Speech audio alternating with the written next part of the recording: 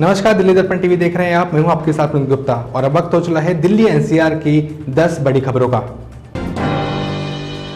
देश में कोरोना मरीजों के आंकड़े में जबरदस्त उछाल आया है। पिछले 24 घंटे के अंदर 12,881 नए मामले सामने आए हैं और 334 लोगों की मौत हो गई है। स्वास्थ्य मंत्रालय की ओर से जारी अपडेट के मुताबिक अब देश में कुल मरीजों की संख्या 3,66,946 है, जिसमें 12,237 लोगों की मौत हो चुकी है।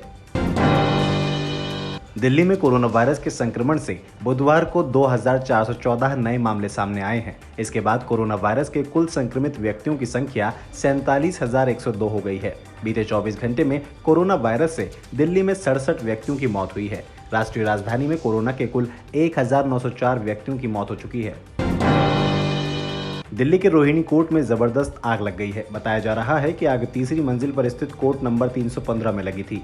आग लगने के कारण अफरा तफरी का माहौल हो गया। कोर्ट रूम में लगी आग के बाद चारों तरफ जबरदस्त धुएं का गुबार देखा गया। आग को बुझाने के लिए दमकल की गाड़ियों को बुलाया गया, जिन्होंने आग पर काबू पा लिया। दिल्ली में तेजी से बढ़ रहे कोरोना के मामले को देखते हुए केंद्रीय गृह मंत्रालय ने राष्ट्रीय राजधानी में कोरोना टेस्टिंग की कीमत 2400 रुपए निर्धारित कर दी है। गृह मंत्री अमित शाह ने आम लोगों को ध्यान में रखते हुए ये फैसला लिया है। गृह मंत्रालय के प्रवक्ता ने ट्वीट कर ये जानकारी दी। दिल्ली के स्वास्थ्य मंत्री सत्येंद्र जैन की दूसरी कोरोना रिपोर्ट पॉजिटिव आई है। सत्येंद्र जैन को बुखार और सांस लेने में परेशानी के बाद राजीव गांधी अस्पताल में भर्ती करवाया गया था। पहली बार हुआ कोरोना टेस्ट नेगेटिव आया था, लेकिन दूसरी बार हुई जांच में वो कोरोना पॉजिटिव पाए गए।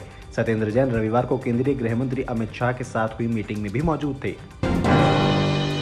दिल्ली में कोरोना वायरस के बढ़ते मामलों को ध्यान में रखते हुए कई अहम फैसले लिए जा रहे हैं। राजधानी दिल्ली में कोरोना पर काबू पाने के लिए केंद्रीय गृह मंत्री अमित शाह ने रैपिड टेस्टिंग पर जोर दिया था। दिल्ली भी अब इसके लिए पूरी तरह से तैयार हो गई है और गुरुवार यानी कि 18 जून से इसकी शुरुआत भी कर दी जाएगी। फरीदाबाद के नीम का जेल में कैदी की आत्महत्या से गुस्साए उसके परिजनों ने आज पहले तो सड़क पर जाम लगाया और बाद में चांदपुर चौकी पर पथराव कर दिया, जिससे कई पुलिसकर्मी घायल हो गए।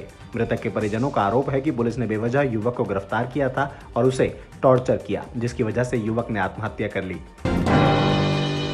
जैसे ही दिल्ली नगर निगम में मेयर अलग अलग समितियों के अध्यक्ष पदों पर नामों की घोषणा हुई, बीजेपी में बगावत के सुर भी सामने आने लगे।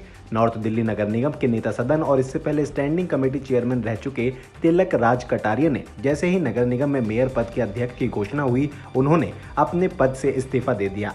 पार्टी पर आम कार्यकर्ताओं की उपेक्षा का आरोप भी लगाया। देश की राजधानी दिल्ली में पिछले कुछ दिनों में कई बार भूकंप आ चुका है। ऐसे में भूकंप से निपटने की तैयारियों को लेकर आज दिल्ली हाई कोर्ट में एक सुनवाई हुई। इस दौरान अदालत ने दिल्ली सरकार और तीनों एमसीडी को कड़ी फटकार लगाई। अदालत ने यहां तक कह दिया कि अधिकारी काम शुरू करें या फिर इस्तीफा देकर घर बैठ जाएं। कांग्रेस ने Delhi Meerut semi high speed rail corridor का ठेका चीनी कंपनी को दिए जाने का मामला उठाया है। पिछले दिनों ये ठेका चीनी कंपनी को मिला था। कांग्रेस महासचिव प्रियंका गांधी वाड्रा ने गुरुवार को ट्विटर पर लिखा, हमारे 20 जवान शहीद हुए हैं। ऐसे में केंद्र सरकार को मजबूत संदेश देना चाहिए, लेकिन सरकार ने Delhi Meerut semi high speed rail corridor का ठेका चीनी कंपनी को सौंपकर घुटने टेकने जैसी रणनीति अपनाई है। तमाम भारतीय कंपनियां भी इस कॉरिडोर को बनाने के काबिल हैं।